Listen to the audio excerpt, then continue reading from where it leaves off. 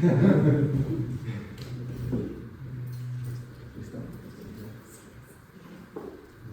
ist ja Erfolg.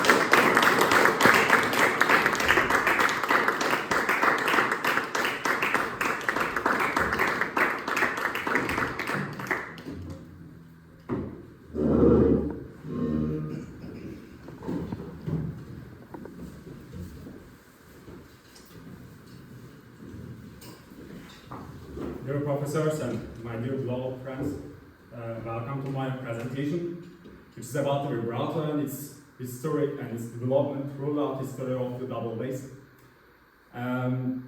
We made this introduction with my dear colleague Sinan to show to also other approach of vibrato in generally and musically.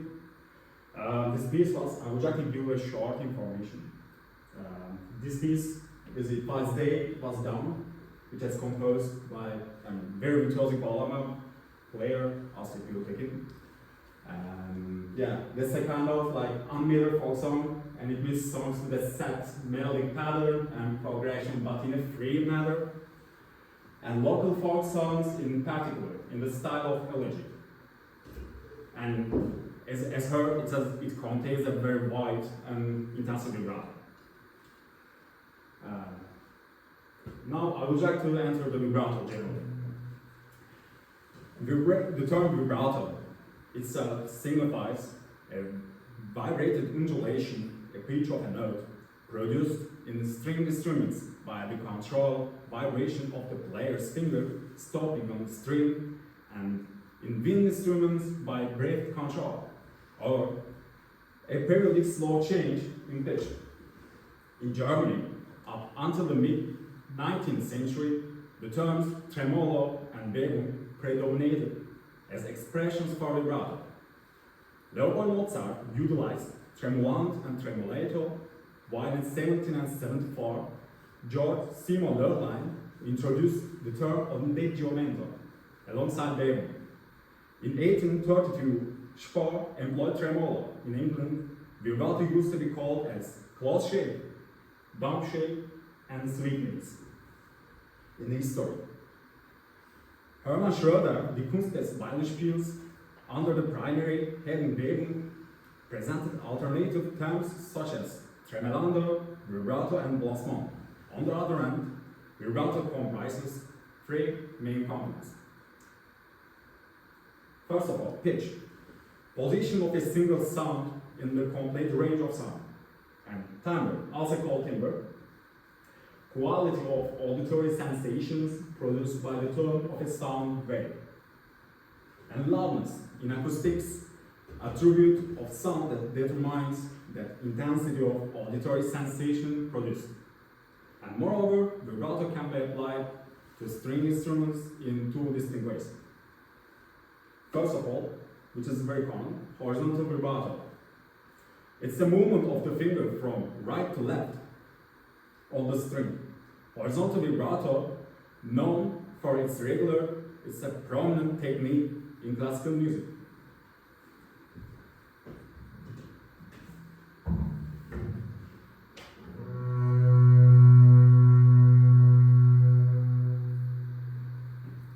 And vertical vibrato is achieved by consistently moving the finger from bottom to the top of the string.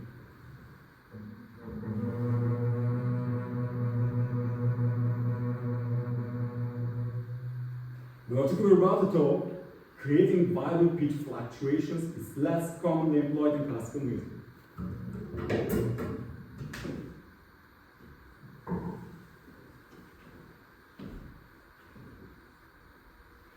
And the perspectives on the application of vibrato on the double bass vary in diverse ideas prevailing within different schools of thought. The Rabat school, founded by François Rabat, advocates for mentality in vibrato training that emphasizes intuitive application over excessive technical deliberation. Rabat encourages performers to feel the vibrato rather than overly analyzing it. His approach involves a naturalness that translates into a wide vibrato on the low register and a narrower vibrato on the treble register. And Gerkar emphasizes the use of a single finger in their approach to vibrato, particularly when playing in the high registers. Carr advocates for the assistance of other fingers to enhance vibrato quality, aiming for a wide vibrato that remains resilient against disruptions, ensuring a smooth and continuous amplitude. It's the shape that's the important thing.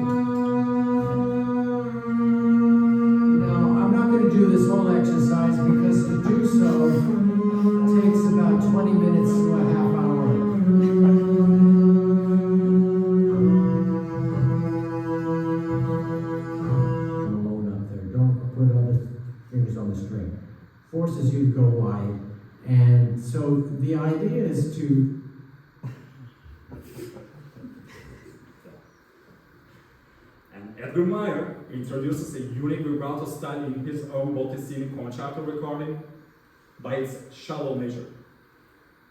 It's the shape that seemed.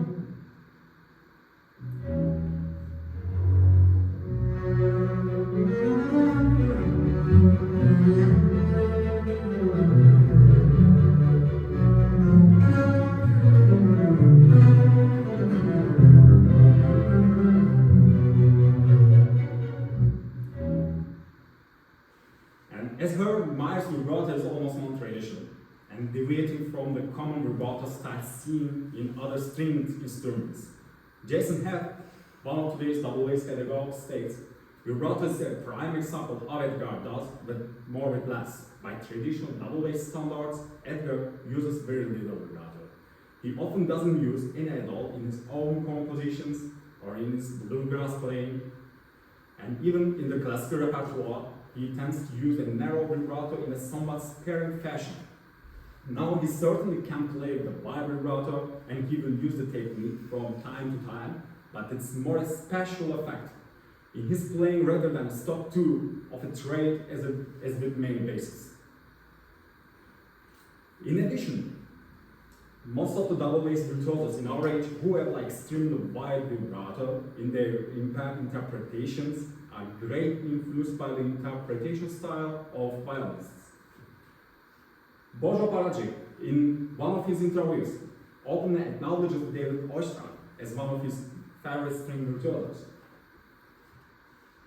Koja su vrlo onako prirodna i koja u svakom čovjeku se pojavljaju, recimo snimke violine, prije svega Davida Oistraha. I ja sam tad mislio recimo da je meni violina omiljeni instrument. Or Boguslav Furtov stands out with a distinctly wide amplitude vibrato. In one of his videos from the Malta International Double Bass days, he attributes his vibrato technique to the influence of Jascha Eiffet's approach on the violin. But well, since I could understand the music, I was always fascinated from the greatest violin players like Perlman, Heifetz. Heifetz is the best for me. And the technique in the left hand, and really good sounding vibrato. And I thought, okay, violin, bass is like a big violin. Let's do the same. Trying and searching.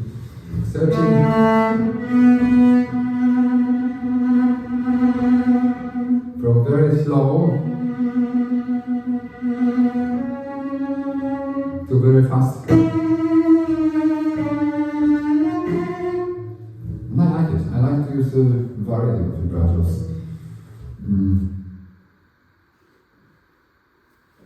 Very wide, right? And I would like to introduce the vibrato in Baroque and classical era. And between 1715 and approximately 1900, the prevailing perspective on the diverse forms of vibrato employed was predominantly centered on their ornamental nature.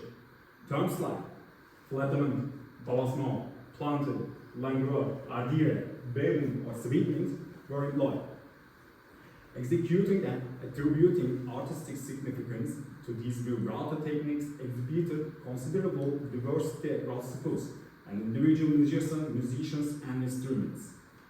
Vibrato, alongside other embellishing techniques, was generally considered to serve as an incidental embellishment, imparting nuance, coloration to specific notes. The views of Leopold Mozart held significant sway on vibrato usage. Mozart was an advocate of a restrained application of vibrato, emphasizing that sound should be heard naturally, and vibrato often seamlessly integrated into the natural sound. Contrary to Mozart's perspective, his contemporary Francesco Geminiani believed in a more pervasive use of vibrato, advocating for its nearly continuous application during performances. According to Mozart, vibrato derives from nature and can be applied gracefully to a long note, not only by good instrumentalists, but also by skilled singers. And viola gamba originates from the body which was an important instrument in ancient times, with changes made by Italian viola da gamba virtuoso Silvestro Ganassi. The gamba tuning in 1542, the tuning difference between bass and tenor gambas was adjusted to a fourth interval, and the treble to an octave interval. In the late Baroque period, gamba techniques played a prominent role, particularly in Malay school. In the early Baroque era, natural vibrato produced by male singers in choirs gained popularity. Jean Rousseau's opinion, asserting that the gamba is an imitation of the human voice, further opened the door for vibrato use. Vocal ornaments derived from singing techniques were applied to the gamba, expanding the palette of expressive possibilities. And the use of the one-finger and two-finger vibrato techniques, known as French ornamentations, was prevalent among gamba players. Gamba vibrato saw further development in France, notably through the contributions of Marais school. Marais, in his treatise on viol, delineated the two-finger vibrato technique for the fretted viola da gamba. This method involves the second finger executing the rapid shaking in close proximity to the subnote, particularly emphasizing a form of microtonal trill. Furthermore, Demarchais acknowledges that his aspiration is called the planter. It's done by varying the finger on the fret. There are people who wanted to call it a melodic by the illusion. Although both composers use different verbs to describe the executions of ornament, Demarchais uses the term warrant instead of balançoire. And you can see the ornamentations which were produced in the French school, mostly by the Marais, who was one of the important viola da gamba virtuoso, and there are the definitions in English. For example, Mayoing. It can be a bit important, yeah. And Vienna's double bass, rooted in the development of the gamba in Vienna, notably employed a distinct type of vibrato. Numerous well-known double bass concertos from this classical era, including works by Carl Ditas von Dietersdorf, or Johann Baptist van Halen, or Johann Matthias Schrader, were originally composed for this instrument. Now, in the light of this information, I would like to present the second movement of Carl Ditas von Dietersdorf's concerto. Although this concerto was originally accompanied mostly with piano, it's also possible that it was performed with the clavichord at that time. Then this instrument, one of the keyboard instruments that can be performed with vibrato onto it. Now we are presenting this concerto with my dear colleague, John.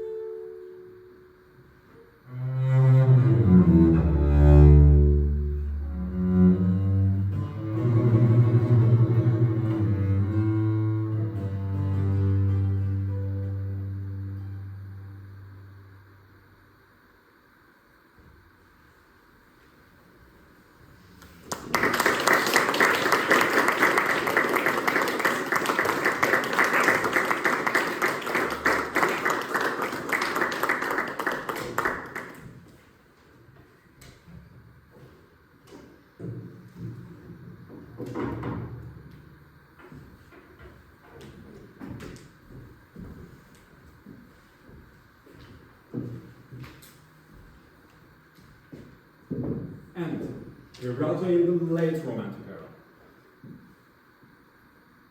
Vibrato held a pivotal role during a certain period, with some official artistic writings in Germany and England explicitly stating that the artistic conclusion of a musical passage will be incomplete without vibrato.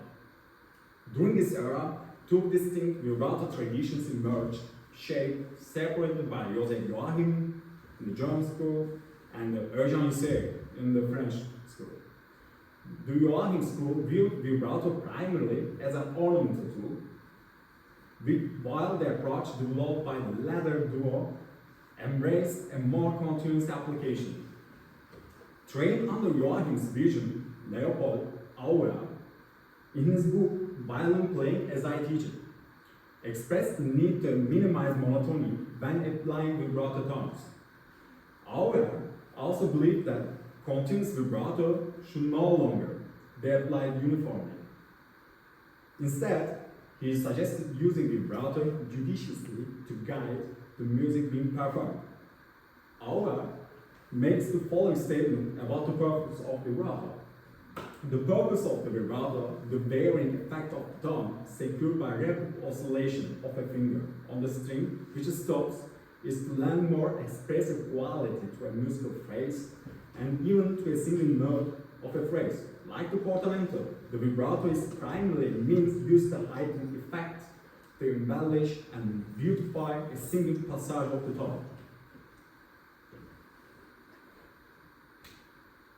And Theodor Albin Neisen, who was also a contemporary of the Sergei Kusevitsky, a prominent double bass pedagogue of his time, provided insights into the application of vibrato on the double bass during that era. Vibrato is rarely required on the double bass. In fact, it should be completely avoided in orchestral playing, apart from solo passages. Vibrato is only possible when the fingers are relaxed. However, this puts a purity of the tone at great risk, even calls it into question.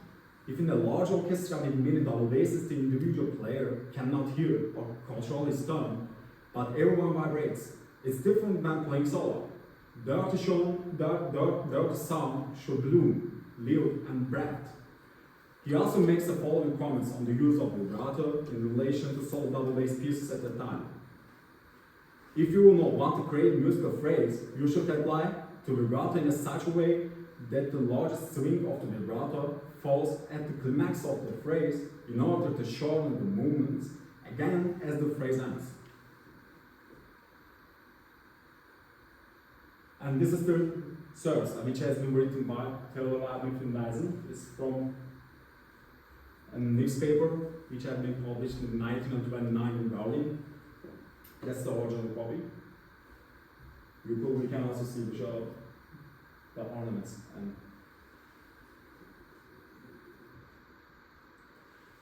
But, however, in Serge Kusevitsky's recordings, a constant use of vibrato, even in the end of phrase, is evident.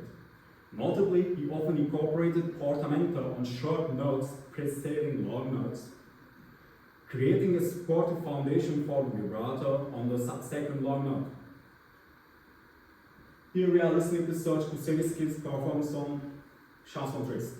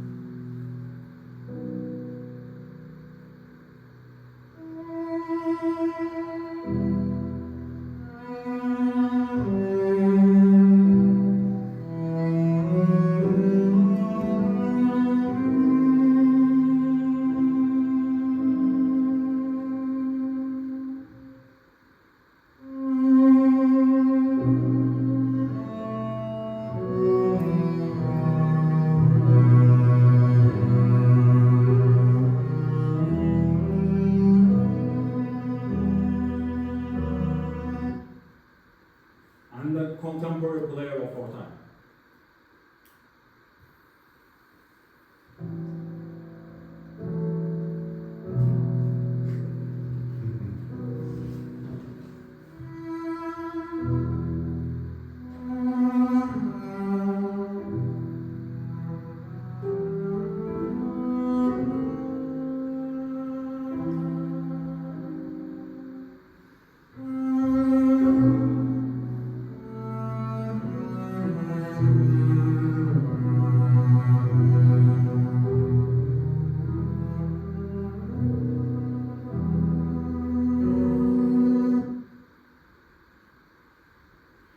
As heard from the records, Posta employed a vibrato similar to Kusevitsky's, but without the use of portamento. The amplitude of his vibrato in long notes was wider than Kusevitsky's. Gerkar, while featuring a much wider amplitude vibrato, adopted a style influenced by Kusevitsky. On the other hand, Nietzsche brings a distinctive interpretation to this piece by employing a broader vibrato. In lower positions, he frequently positions his second finger adjacent to his first finger. In other positions, his third finger is placed next to his second one. This vibrato approach, widely adopted today, enhances the resonance with a sharp and vibrant quality to performance.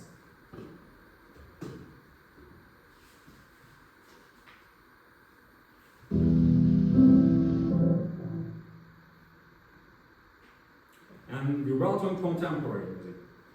Vibrato has a very important place in contemporary music, both technically and in terms of sound.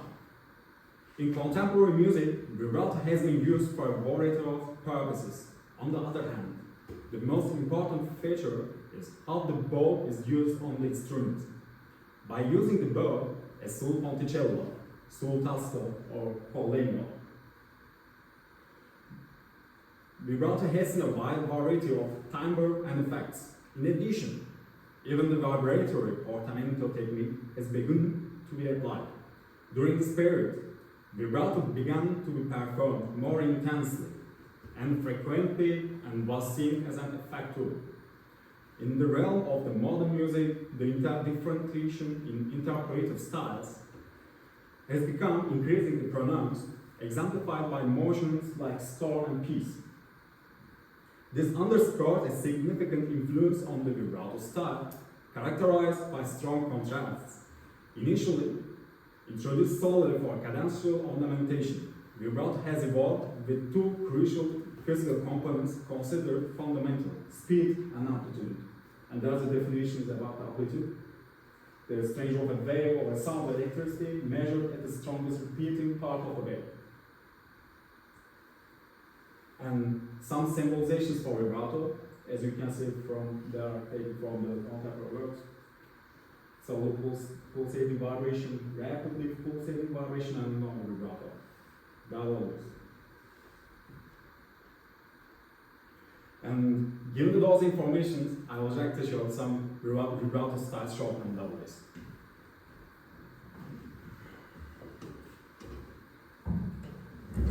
For example, this is also.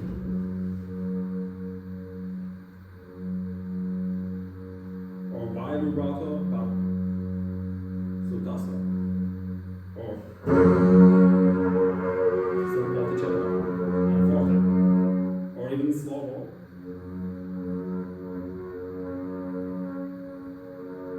Or even wide.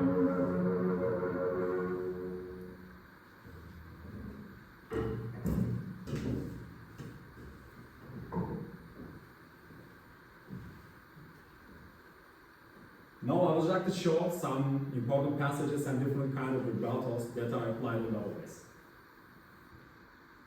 First of all, Amo's cadenza.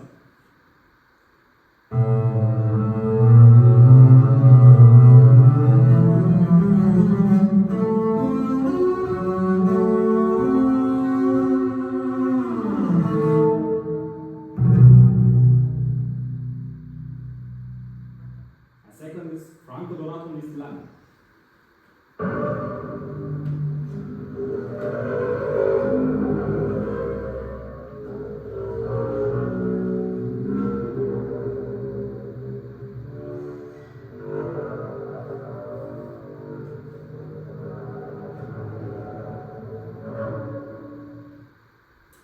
applies a very intensive vertical vibrato, which is using the su forticello. And last one is Roland Moller.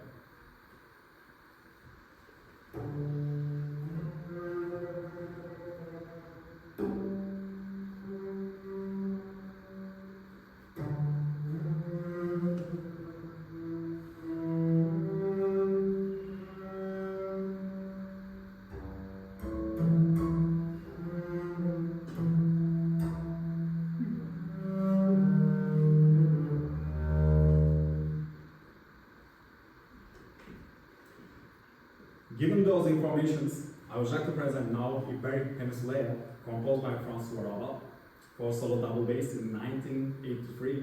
While this piece doesn't incorporate these innovative techniques, it stands out as a composition that prompts contemplation on the elegant application of vibrato on the double bass. First of all, let's see how he and other modern double bassists who came after him interpreted this work.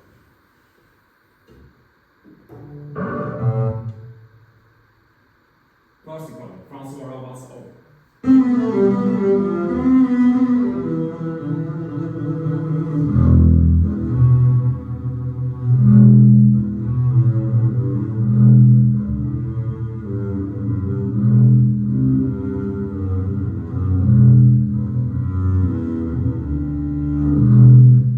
Let's look on Roman Patkolo's.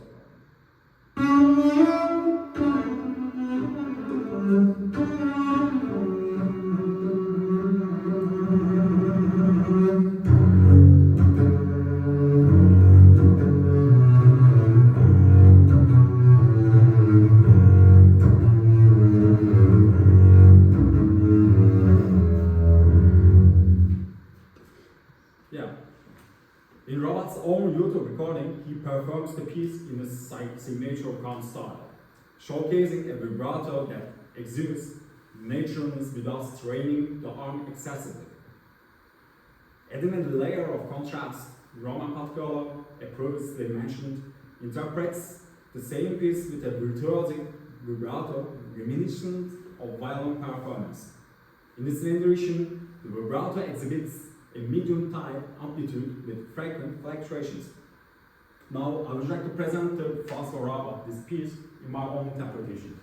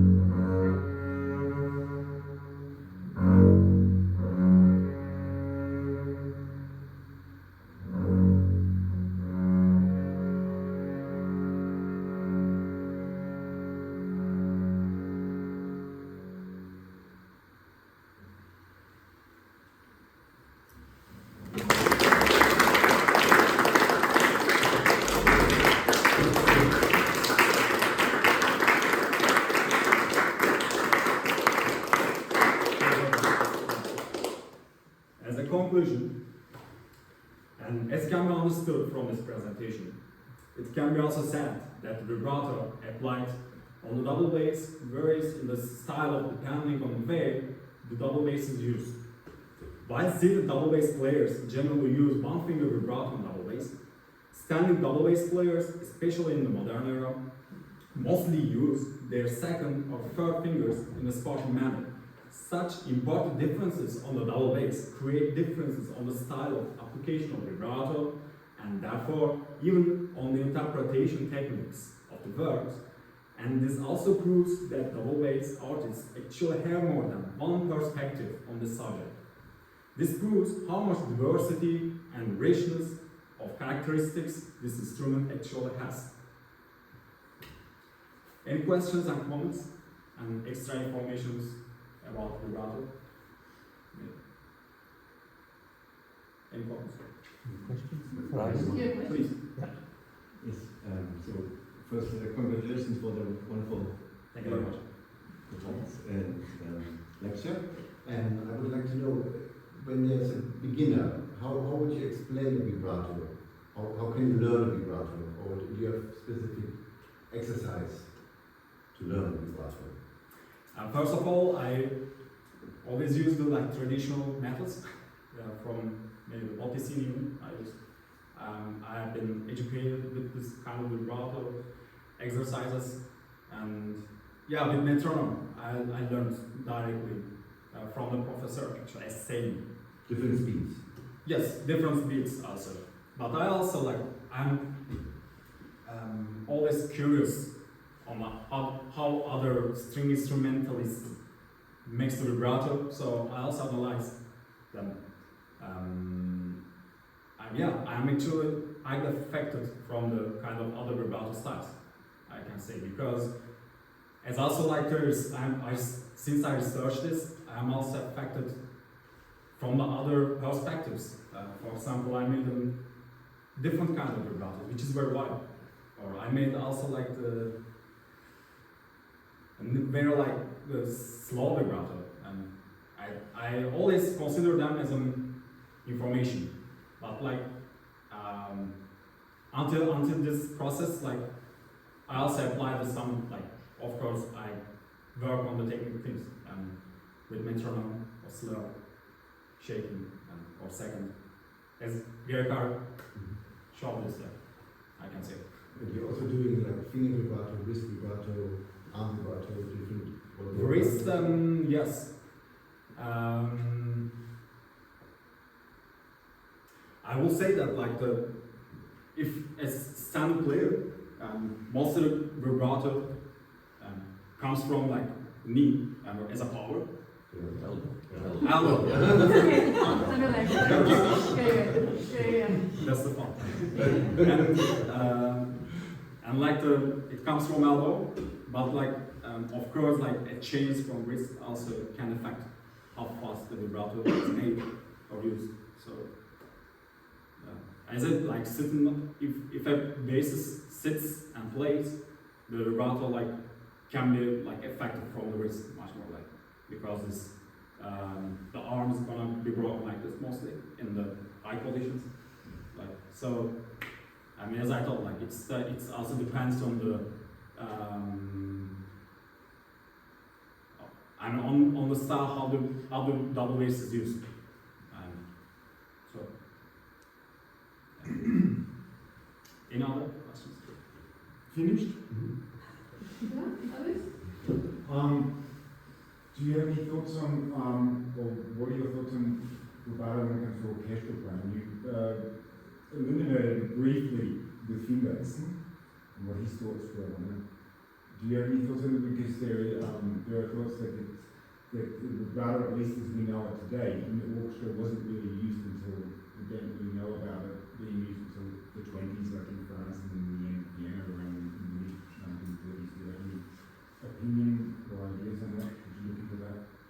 There are like a lot of kind of sources, which is also by Albert Meyer in the time.